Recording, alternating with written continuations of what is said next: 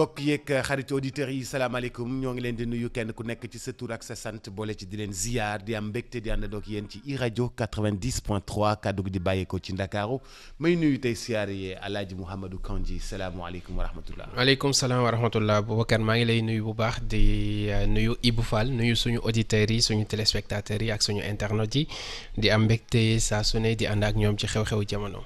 tey ñu ubbi suñu journal fait divers may nuyu El Hadji Ibou Fall salaamualeykum. Boubs maa ngi lay nuyu di nuyu kilifa gone gi balaa mu ñuy déborder xam nga moom yéen depuis que seen projet bi mu génnee ba léegi da ngeen fuy. du ñu laal suuf bu ñu dégg naa yéen ñaar da ngeen ci bind ay silab. ma nuyu. ñun ay paragraphe la ñu bind joxe. dégg naa gos bi moom moo teg point final bi. samay auditeur ak samay soppe ak yooyu bon yéen les auteurs du projet mu nuyu leen waaye ndax massa c'est difficile. c'est pas difficile pour nous on s'en sort n'est-ce pas. dëgg la ah Kandji ñun 54% point final bi moo ko teg. non moom moo bind conclusion bi Kandji conclusion. benn tomb bi cas. barkeeloo ko. maa la wax li ku ne da nga ciy def. li nga ci war a def. bu ko defee réew mi jëm kanam. oui c'est ça ñoom xam nga ko ils sont à la retraite là. les grands là. oui waaw 54% pourtant ku ko bind tamit ba moytul à la retraite la nekk. mu ko gisee nii non yéen la 4000.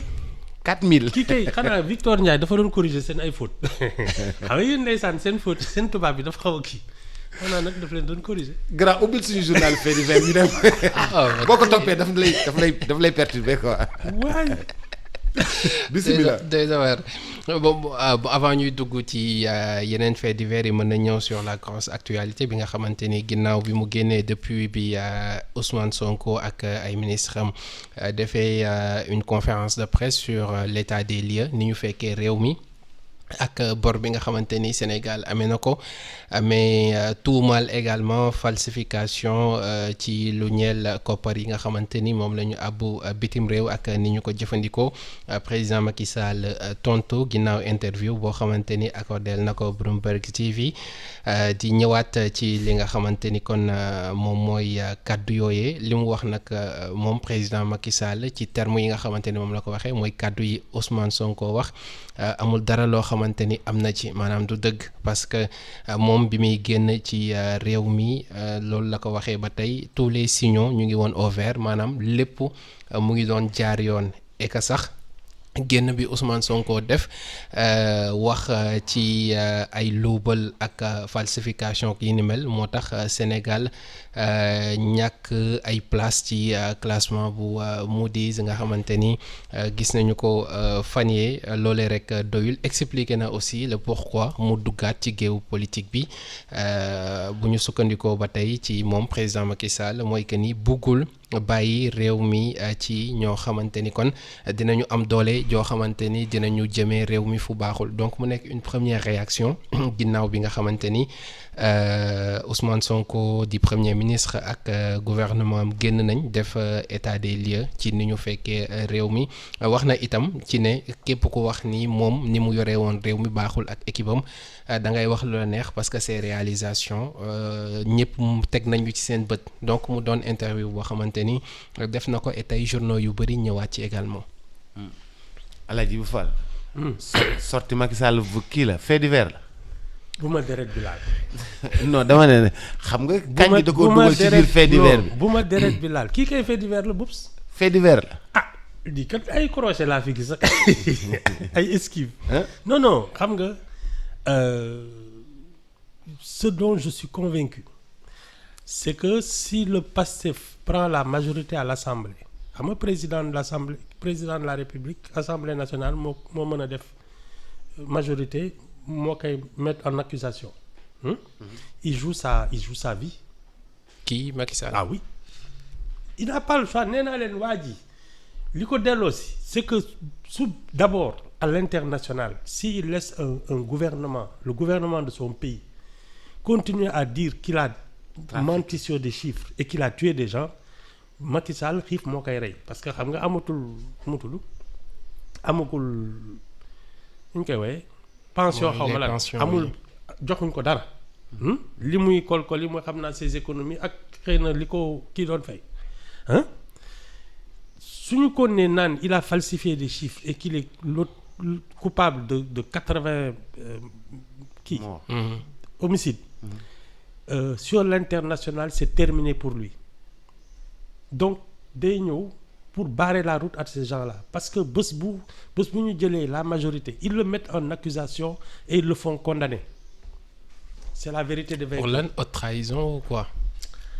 Yooyu la rek parce homicide que président haute trahison ak yooyu loolu lañ ko mën a toppee 80 morts ak yooyu ay haute trahison ay kenn xam ils vont lui sortir des dossiers yooyu rek defal ko ay armes yeeg xaalis yeeg yooyu yëpp da nga koy def ci benn paquet mais morts yooyu du dugg si amnistie bi je pense que dama ne la loolu assemblée nationale majoritaire na ko day génneaat day sulli mbóot yëpp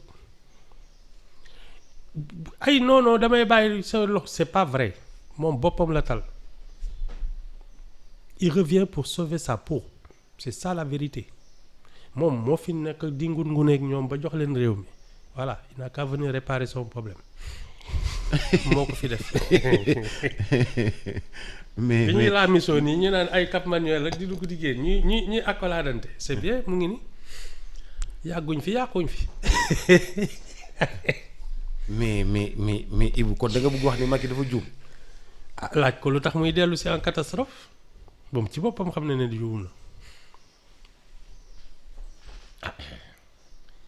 moo leen amnistié il ne les a pas jugés génne leen il en fait des martyrs te ses camarades disent que moo leen jàppale ci campagne bi il n'a qu'à s'expliquer man je suis convaincu que xam nga Amadou Ba nee na lee mu wax non léegi kay wax ji ne salaamaaleykum ñëpp xam li fi xew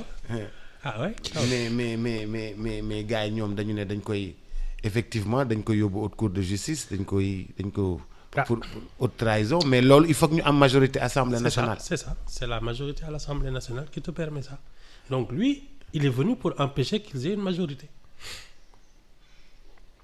il joue sa vie là alors oups bu mu jaral ko mu ànd ak Karim Wade. non Karim Wade ñàkk Karim Wade. parce que moom xam nga élection rek la xam su ko mënul gagner it mën na la ko tere gagner c'est ça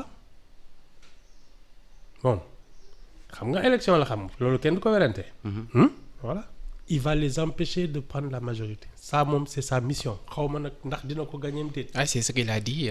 Oui. noonu la ko waxee si c'est pas autre chose xam na ne ñoom su ñuy jël majorité ils vont le pendre haut et court.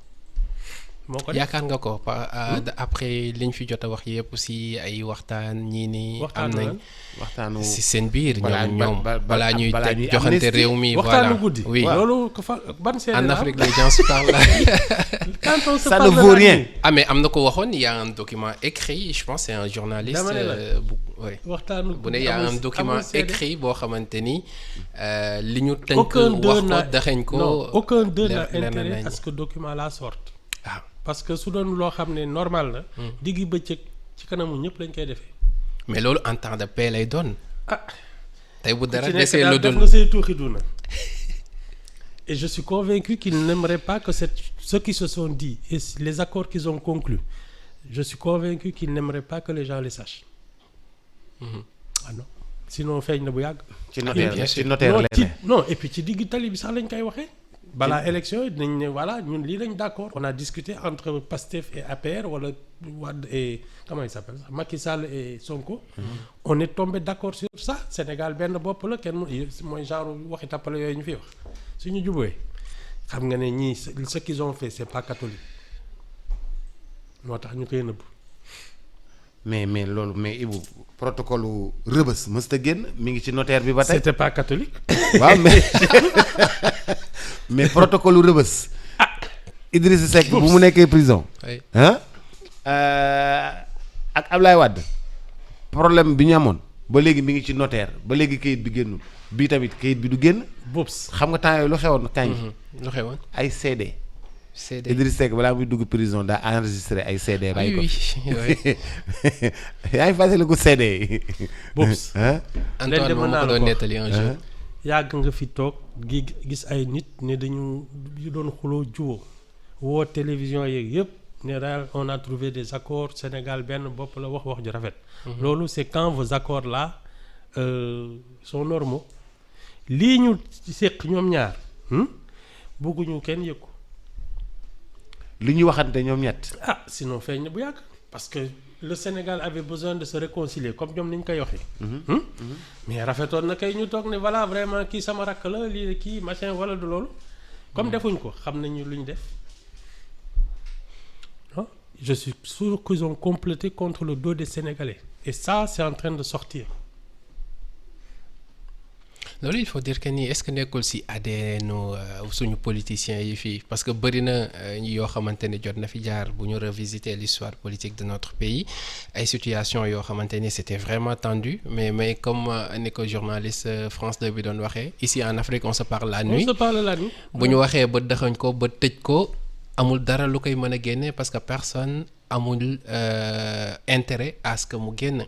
loolu ci du rek Sénégal mais si àdduna bi yëpp aussi noonu lay demee. situation dina toll foo xamante ni c'est que dafa mel ni la politique sénégalaise dafa mel ni ci benn tronc la génnee benn comme yéen léegi loolu waxee benn guy ci benn baobab bi la génnee.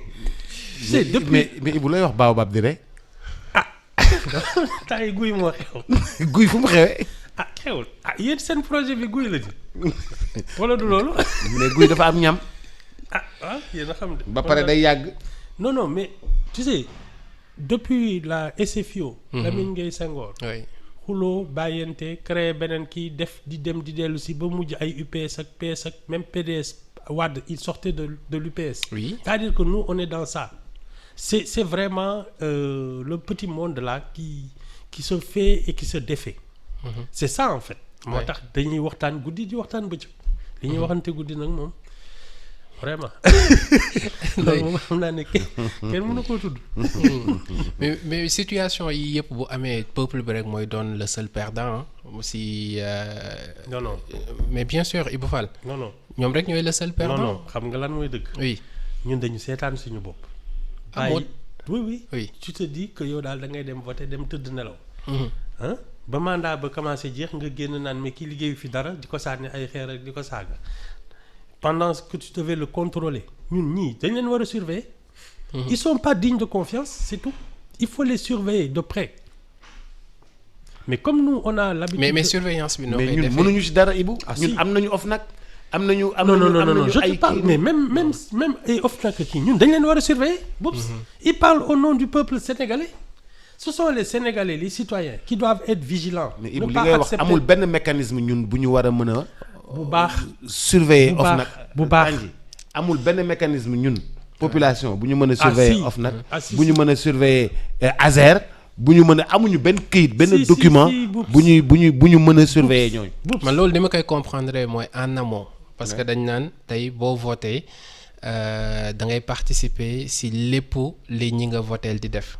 donc tey est-ce que ñun comment on vote nous les Sénégalais mbir yi foofu lay commencer déjà nan la ñuy choisir suñuy dirigeants après également ñëpp xam nañ ni depuis des années ngi nii ñu ngi koy wax fii ñëpp xam nañ ni exécutif bi dañu am pouvoir yu bëree bëri et il faut limiter pouvoir yooyu noonu pour que ñi nga xamante ni moom moo di peuple bi mën a exercer pleinement ñoom itam pouvoir bi nga xamante ni am nañ ko parce que ñoom ñoo leen ko jox mais loolu dafa laajaat benn réforme boo xamante ni bu mag a mag la est-ce que ñun pare nañ pour loolu et foofu la ñu war a jëm parce que situation yi ñu jot a dund de 60 à nos jours ba si ñii fi nekk tey jii nii même situation bi la ñuy dund ku ci nekk di nga ñëw promettre nit ñi espoir mais da ngay gis ni buñ dawalee tuuti si situation yi ñu nekkoon bu gënta métti lay doon démb day am ku may waxal si sortie bu président Macky Sall bii nii ma ne ko mais lii rek la mën a def tey est-ce que dañ doon xaar dëgg-dëgg président génn nañu Ousmane Sonko ak gouvernement am li ñu wax yëpp dëgg la j'ai falsifié des chiffres xaalis bi dama ko jël endettement beeg yeneen yi mais non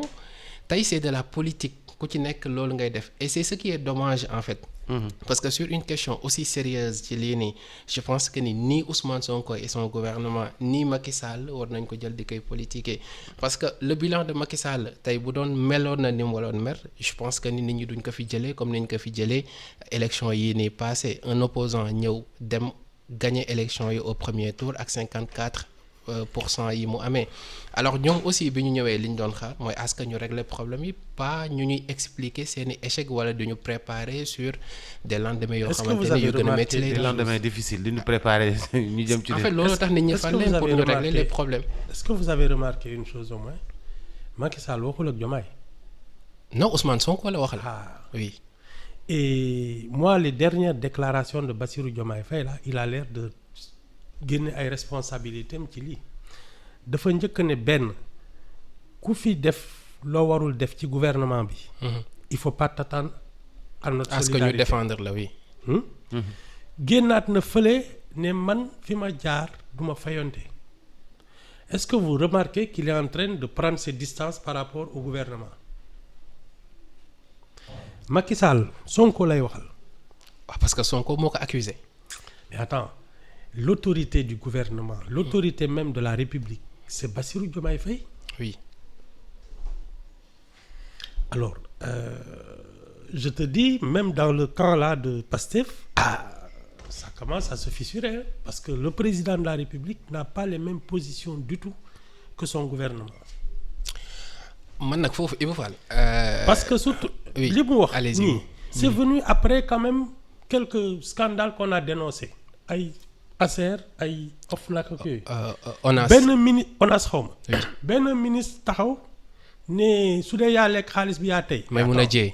waaw je pense que su dee yaa lekk xaalis bi yaa tey. yaa tey je pense que le président de la République. doit te la sévir génnee ne soo leen fi defee loo leen warul def il faut pas s'attendre à ce que qu'il y ait une solidarité gouvernementale. Baax na la bataille qui s'annonce là ça va partir dans tous les sens. il y aura pas de bataille xam nga président dafa mel ni bokkul ci yëf yi. justement président dafa mel ni bokkul ci yëf yi tu te trompes. non président dafa mel ni bokkul ci yëf yi. tu sais pourquoi tu te trompes parce que su doon moom il se sentait à côté de Pastef. Il se battrait et il couvrirait parce que li muy def nii il n'entre pas en campagne c'est-à-dire que il est neutre ku génn fii ci moom xuloowul ak Amadou Ba xuloowul ak Macky Sall xuloowul ak ñoom Bougane ak compagnie donc moom ku fi njëkk génn ci législative yi mën na wax ak yow il s'en fiche. Parce que de toute façon comme on lui dit que moom Ousmane Sonko ko fal day teg laay tànkam seetaan ko s'il n'a pas 54% aux législatives dina ko ne kon man lañu voté. je pense qu'il a man je me trompe pas de président bokkul ci dara. mais moom laa lay wax nii. c'est-à-dire su doon moom dafa far kon il serait moom mooy njëkk a wax sax c'est lui qui prendrait la parole pour dénoncer les errements de l'ère Macky Sall. Parce que c'est lui la voix la plus autorisée. duggul ci loolu. mais man je pense que ni wax na parce que tey su ma demee ci principe bu kii na di moo consent damay jàpp ne lu Ousmane Sonko wax moom moo ko wax. parce que moom moo ko choisir. moo tax man la bokkul ci dara. dëgg la moom moo ko choisir. ànd na ak moom. nit ñi faluñu Ousmane Sonko même si bu dee moom moo désigné Diomaye pour que mu bokk ci élection yi parce que amoon na yeneeni choix mais moom la désigné nit ñi Bassirou Diomaye la ñu fay c'est lui le président et c'est lui moom moo choisir Ousmane Sonko mënoon na choisir keneen mu nekk premier ministre am tey sorties yi nga xamante ni def na ko yëpp ñëpp jàpp ni c'est des sorties malencontreuses tey bu président xëy na àndul woon ci loolu mais dina ko woo ne ko mais premier ministre nangam bi parce que itam quoi qu'on puisse dire on a un appareil étatique boo xamante ni mu ngi dox ba léegi et les rôles sont bien définis. am nañ ay rapports yoo xamante ni ça existe loolu kenn mënu si douter mais tey bu waxee dara te moom génnul remettre ko à l'ordre dañuy jàpp ni xëy na li Sonko wax moom Diomaye ànd na ci. moi je le vois d'une autre manière. Parce que nous sommes dans un régime présidentiel ça veut dire que c'est le président de la République qui donne le ton. ku dee bu dee nag parce que man que ce soit Senghor que ce soit Abdou Diouf que ce soit Wade que ce soit Macky Sall les grandes orientations les grands trucs c'est le président qui parle. Le Voilà. Premier ministre exécute. li fi xew. Oui. Dans l'opinion on a dit Ousmane Sonko moo fal Diomaye.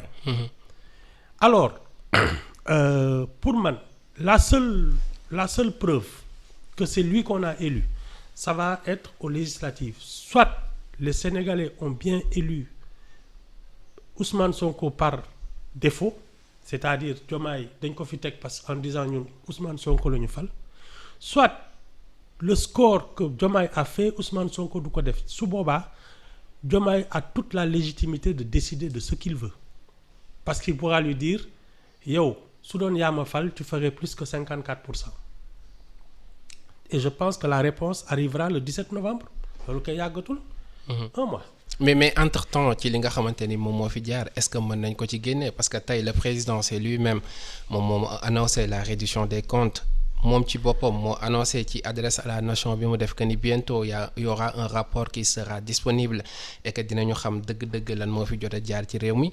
moom ci boppam moom moo taxaw tey bi ñu génnee def kii boobu noonu accuser un ancien président ak son régime taxawul benn yoon weddi ko corps de contrôle yi ñëpp xam nañ ne également tey même si bu dee seen liggéey mu ngi dox mais ci ordre président ci la ñuy doxee parce que moom moo ñu jiite ñun ñëpp tey bu ñu ko bëggee génnee ci côté boobu noonu parce que waxul rek day xaw a tey xel un peu. Alors moi je pense qu'il y a deux choses à différencier. Oui.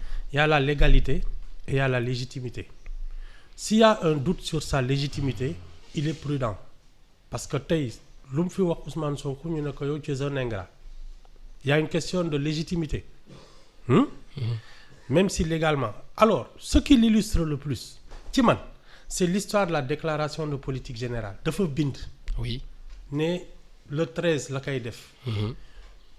Quand sa parole contredit sa signature, ça veut dire qu'il y a un problème entre la légitimité et la légalité. C'est peut-être son premier ministre qui lui a dit duma ko def. Parce qu'il n'avait aucune raison d'écrire qu'il la fera le 13 et que ça ne se passe pas comme ça. Donc, aujourd'hui, Ousmane Sonko est en position de force par rapport à son président. Je pense que les législatives, soit vont lui confirmer que c'est lui l'homme fort, soit vont remettre les choses dans l'ordre. Parce que nous sommes en République et c'est un régime présidentialiste. moo tax nii ça part dans tous les sens. mais kon kay entre-temps lépp lu fi premier ministre am def wala ay ministre am def ko day engager également la responsabilité du président. Ah bien sûr. Ah voilà foofu lañ doon waxee. non.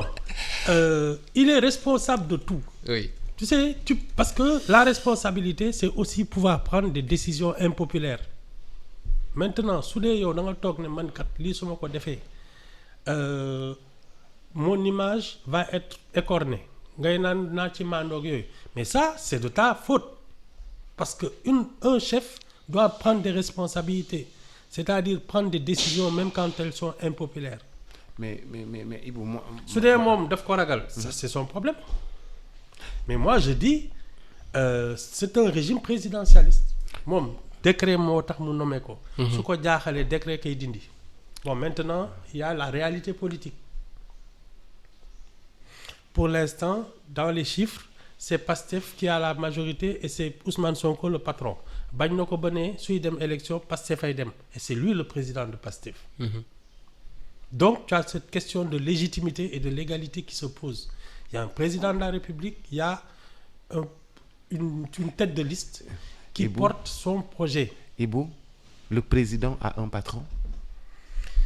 Je ne pense pas. Je pense qu'il est dans l'expectative de savoir si lui, c'est bien lui qu'on a élu.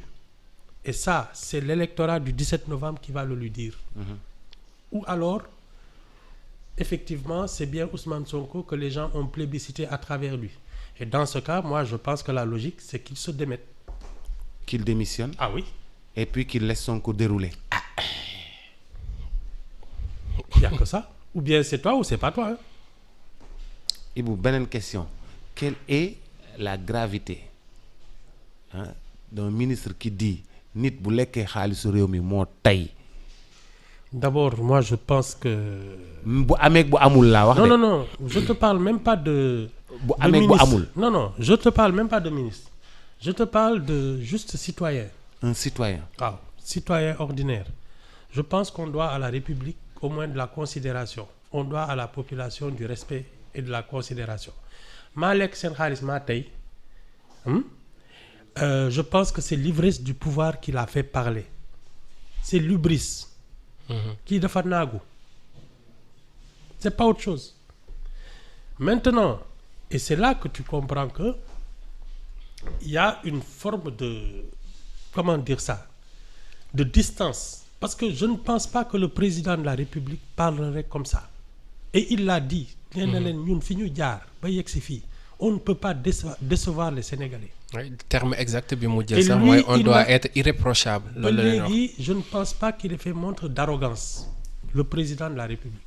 Je ne le suis pas tout le temps mais gisaguma ci moom luy wane ne dafa beew. Et c'est pourtant lui le chef. Maintenant, si dans le gouvernement et ses ministres ont fait preuve d'arrogance, nga xam ne la distance commence à se creuser entre eux, ne serait-ce que dans les comportements. De toute façon 17 novembre moom yàggatul. mais citoyen sax warta wax loolu waxatuma la ak. Un citoyen responsable. Tu dois pas parler comme ça. Parce que yow sooy voter est-ce que tu vas voter pour un voleur ne ko lekkal yaa tey non. Ça doit être banni du langage du débat de tous public. les jours. dañuy yaroo seen sago. kan ji avancé kan ji avancé. bu ñu jógee foofu mais beneen situation boo xamante ni aussi préoccupé nañu bu baax a baax muy ce qui se passe ak débordement wu fleuve Sénégal ak Gambie bi impacté ci yenn gox yu mel ni Tambacounda Matam am na sax ñuy craindre que ni mën na avancer ba Saint-Louis gis nañu le ministre de l'Intérieur qui s'est déplacé là-bas également mais si population yi nekk foofu noonu situation yu difficile ci la ñuy wax et ce qui est dommage mooy dañu gis ni actualité politique bi daf ko noyé bu baax a baax ba tey peut-être solo bi nga xamante ni moom lañ ko waroon accordeel wala réaction yi nga xamante ni moom moo ci waroon am gisuñu ko bu baax a baax du lu bees ba tey day desaat ci le Sénégal qui peine à trouver des solutions ci ay situations yoo xamante ni mënul xaar comme genre situation bii nii. Alors à la décharge du gouvernement. Le fleuve Sénégal est géré par 4 pays. Oui. Tu peux pas faire n'importe quoi. C'est-à-dire que nous on a mis une organisation avec la Guinée. Bon Guinée day dem di ñëw doo xam sax ndax bokk na wala bokkul parce que léeg-léeg mu dem léeg-léeg mu dellu si. Donc tu as la Mauritanie. Parce que Sénégal bi mu jotee Mauritanie sax terewul OMVS continue. 89 yi. Tu as le Mali qui a des problèmes sérieux actuellement de sécurité yooyu. Tu as le Sénégal et tu as la Guinée. Tu as aussi qui est en transition démocratique. Ça veut dire que pour prendre une décision sur la gestion du fleuve, c'est très compliqué. Parce que ça, su doon Sénégal kese mooy gérer affaire bi, ce serait impardonnable. Dañuy taaj kon le ministère de l'hydraulique ak yooyu ne leen bu leen ñu fontoo. Barrage, c'est pas fait pour ça. Mais malheureusement, il y a la dimension sous-régionale qui fait que tu ne peux pas décider de tout. Et je pense qu'il y a le projet n'est pas arrivé à terme. C'est ça. Moo tax kuy ñaan jàmm ça va au-delà justement de juste c'est même les projets structurants quand ils sont partagés par 4 pays qui n'ont même pas le même rythme démocratique, les décisions sont difficiles. C'est ça. Mali ak ay problème am Guinée ak ay problème am ñoom ñaar xam nga les fleuves là ils viennent de Guinée. Oui. Fouta xaw ma Fouta Djallon waaw di wal di ñëw. Non, il y a des problèmes justement de décision et de cohésion parce que Sénégal bokkul ak Mauritanie bokkul ak. bu doon Sénégal rek Sénégal. kon ñi dañ leen di xoj ne leen yéen bu leen ñu fontoo. On a créé des barrages mais c'est 4 pays qui ont des problèmes internes différents. des problèmes de cohérence ak yooyu ça va pas être simple moom. association nègre la. bon gis nañ même ci dernier développement yi que l'organisation elle-même réagir na muy OMVS l'organisation pour la mise en valeur du fleuve Sénégal tey ci foofu noonu bien sûr mën nañu taxaw xalaat ci ni nga xamante ni moom la ñuy àndee mais du moment que conséquences yi am na population yoo xamante ni ñu ngi koy yëg bu baax a baax et bon ñëpp xam nañ Sénégal également tolluwaay bi mu am par rapport ak yeneen dëkk yi nga xamante ni ñoom la ko seqal donc dafay jar ñu liggéey ci comment on dit ça des solutions yoo xamante ni à long terme lay doon parce que gis nañu souvent yii da leen di xewal parfois dex gi moom mooy fees. génn dem ci kër yi nangu activités yi nga xamante ni nangu village nangu dëkk voilà yàq tool yi exactement yàq tool yi. yàq tool yi surtout. et conséquences yu muy am ci ñi nga xamante ni ñoom ñoo fa dëkkee après yow. lu déplacement de population. les populations se déplacent. c'est ça donc mënatuñu dëkk seen dëkk. exactement mënatuñu dëkk seen dëkk dañuy dem wuti feneen foo xam ne fa la ñu ñëw amuñu feneen fu ñu dëkk amuñu yeneen conditions yu ñu nekkee bàyyi seen village c'était déjà de la précarité déjà après dem wuti ay tentes yoo xam ne fa la ñu nekk à l'air libre amuñu lu ñu lekk yoruñu lu ñu togg yoruñu ay matériel lépp bàyyi nañ ko ci seen ginnaaw ndox mi nangu na ko village yu lëmb tool yi yàqu na. Les quelques animaux nga dàq leen àndandoo ak ñoom dem génn village bi génn fi ndox yi nekk c'est difficile. Ouais. Non c'est. Man ce que je dis et je répète. C'est l'élan de solidarité nationale qui doit se réveiller. Non exactement. Ce que je dis et je répète Boups avoir de l'eau c'est un pouvoir. ñun suñu liggéeyoon. Ce serait notre force, pas notre problème. Ñun liggéeyuñu. C'est aussi bête que ça. Les histoires d'eau là nii boobu ça doit être notre force. Il y a des pays qui tueraient pour avoir de l'eau. Donc ça doit être notre force dans sa gestion. Ah oui. C'est pas en attendant que les choses te tombent dessus. Tu aménages ton pays de telle sorte que l'eau devienne ta force. Boups les grandes villes ak yooyu soo leen seetloo fu am ndox la ñuy installer parce que c'est vital. Venise. amul benn grande ville boo xam ne nekkul ci wetu ndox. Sinon il y a pas de vie possible. L'eau c'est une force c'est pas une tare. ñun comme liggéeyuñu dara effectivement xajul suñu bopp suñu yóbbaale yàq yëpp te ndox dafa war a defar. amul grande ville boo xam ne rombul fleuve wala ndox. Paris géej wala yooyu. avec la Seine. tu ne peux pas. Hein? non ndox mooy tax. dëkk nit yu ñi kii ñëw moo tax nit ñi di sanc. Oui. ndox mooy tax nit ñi di oui sanc ndox dëkk. la ñuy sanc. Regarde le désert il y a combien de villes nara parce que ça n'intéresse personne de vivre là où il y a pas d'eau. oui. oui. fu am ndox la ñuy sanc mais dëkk. attends que ce soit la mer que ce soit les fleuves. fu amul ndox nit du fa dem. alors donc c'est une force c'est une richesse. mais nous on la gaspille parce qu'on n'est pas travailleur. loolu mooy dëgg. ba pare daf il ñuy faut yàqal. savoir l'exploiter oui. ah il faut savoir hein. l'exploiter. alxuraan nag su xajul sa bopp doo tari da ngay nu mu tudd da ngay defar ay ndoom.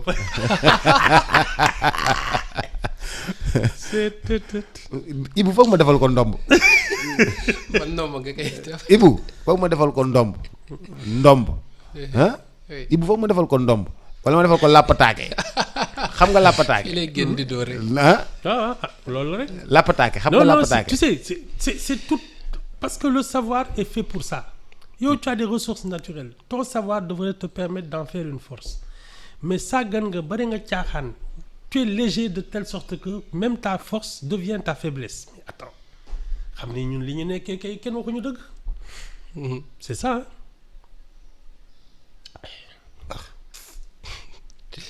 ñu mën lépp ko doon bind nii fii Sénégal en fait contrairement ak yeneen dëkk yi nga xamante ni ñoom ñooy gën a dem fii en fait suñu autorités yi même pas suñu autorités yi sax buñ ko xoolee même si ñu tane tuuti souvent dañuy bëgg ngay nekk ci ay jafe-jafe pour ñu ñëw mën la dimbali rawatina pour politiciens yi nag parce que gis nga lii bu mu amee ñu ci bëri dem nañ ak ceeb bu ñu am tante yu ñu am commencé may xaalis ak affaire yooyu noonu c'est un message pour dire que ni bon tey problème am na maa ngi leen di jàppale mais ëllëg maa ngi xaar ngeen delloo ma ascenseur bi. par le biais des votes. par le biais des votes.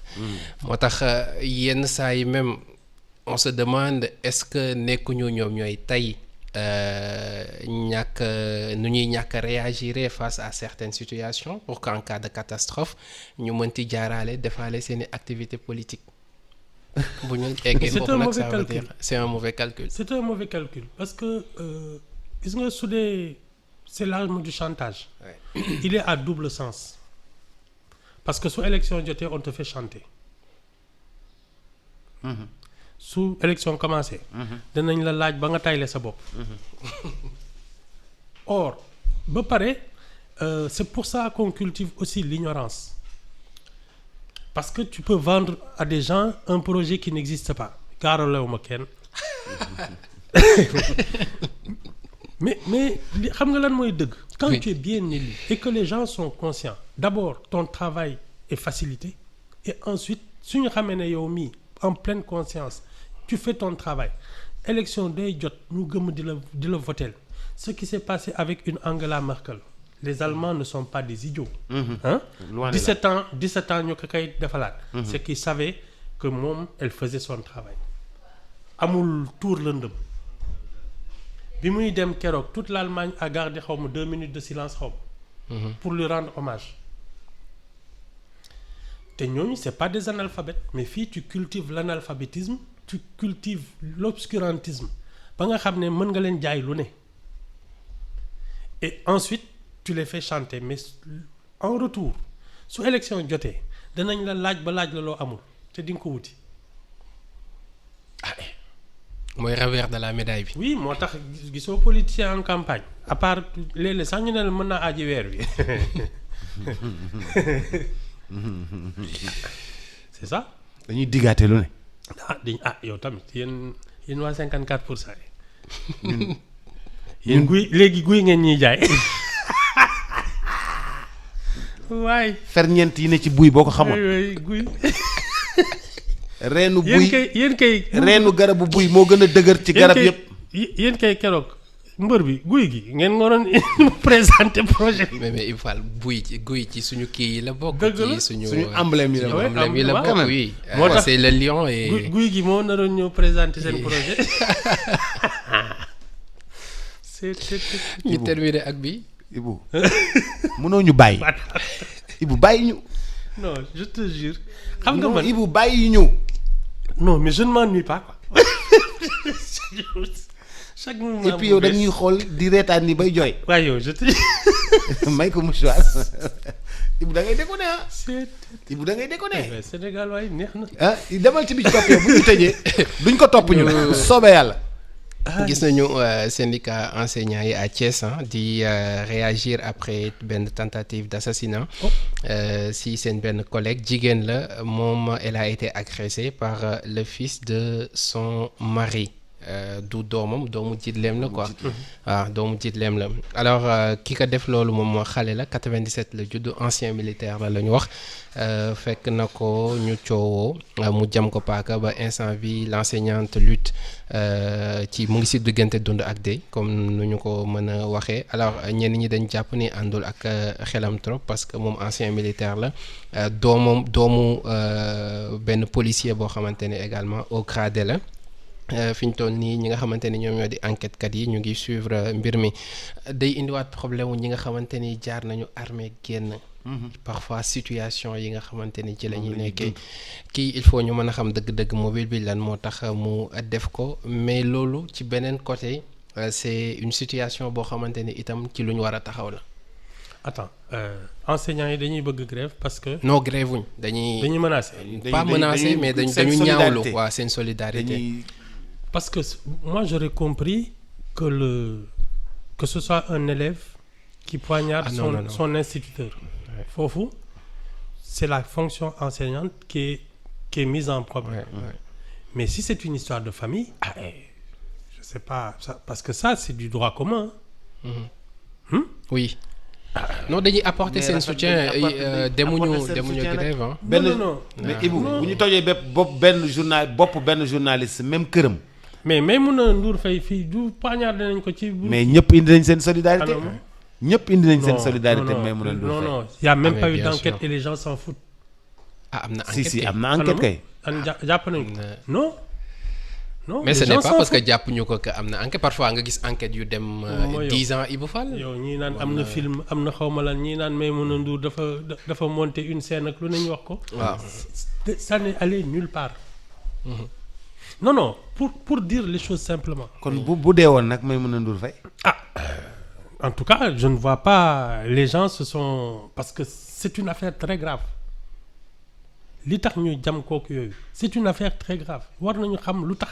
Est-ce que c'est parce que elle exerce sa fonction de journaliste qu'on l'a poignardée ou c'est une simple agression de voyou qui voulait lui prendre son argent yooyu mais on ne sait pas et c'est très grave on s'en fout. Moi ce que j'aurais compris c'est que le professeur là l'enseignante soit agressé par un élève et que la fonction d'enseignante soit attaquée mais quand même une histoire de famille ils ont beau être gentils mais ça relève d'une histoire de famille.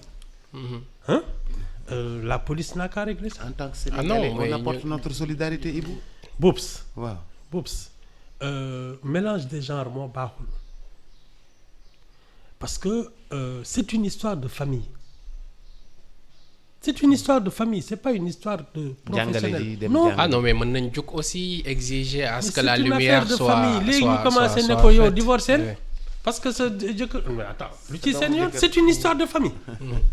Tu peux pas te mêler d'une histoire de famille. léegi alors nag mooy boo fa Ibou toogee Fall dañ lay nag soutien fu ne lay jógee ah. tey waaw seen naataango lañ laal. c'est normal à ce que ñu waaw jóg ñoom léegi ñëpp. léegi jëkkër ji c'est quoi un ancien policier. c'est un policier oui. léegi police yëpp jóg ne lu tax ñu laal doomu policier bi. ah non seen doomu policier bi moo tooñ. ah waaw mais sooy solidarité da ngay solidarité du kii ngi agressé Macky Sall ñu wutal ko avocat Aïssa Camara. moo tax loo ci gis ñëpp jóg nañ ñaawlu ko ñu si bëri. soutien la non mais attends Macky Sall c'est quand même un ancien président de la République. waaw ma ni moo tax loo ci gis ñu ci bëri jóg nañ ñaawlu ko. pour te dire si c'est une histoire de famille nit ñi war nañu parce que vraiment déjà la fragilité même d'une famille après un drame comme ça c'est compliqué soo ko bëggee indil nag ay retentissement yoo xam ne l'opinion publique s'en mêle. C'est une histoire de famille. beneen yëf lay doon maa ngi lay gërëm bu baax di la sant. waaw xam naa maa ngi yow ñu face à face suba. non mais dañuy dem Ndiaganiao nous sommes invités à Ndiaganiao. lu fa xew waaw dafa am xew-xew rek dinaa la wax après dañuy dem Ndiaganiao maa ngi yow. mukk ci àddina. da ngay dem Ndiaganiao man ak dëkku séeréer. non da ngay dem barale dëkk barale nga dëkk da ngay dem Ndiaganiao demain toi et moi. non Ndiaganiao Antoine Diouf lay seeti. ah waaw Antoine fa la dëkk. Antoine lay seeti. merci beaucoup El Hadj Ibou Fall. waaw ba suba ak jàmm. merci beaucoup Mouhamadou Kandji. merci Boubacar. merci à demain incha allah léegi xorom ci cin maa ngi ñëwaat ak El Hadj Sall Bigué naa fi jaaraat léegi Sophia Ba mooy dikk tënkal leen lii di xibaar yi.